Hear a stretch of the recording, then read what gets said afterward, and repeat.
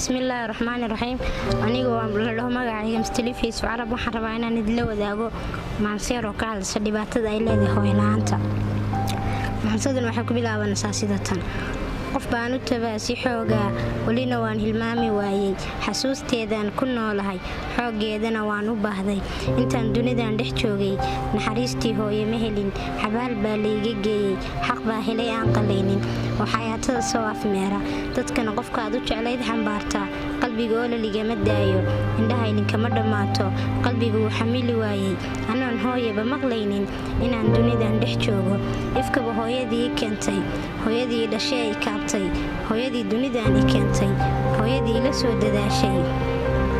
ileen xaqii baa iga kaxeeyey xiskayguna xamili maayo dhibaatadan aan dhammaanayn qalbigoo la ligama daayo indhaha idinkama dhammaato dhibkayga qof ila dareema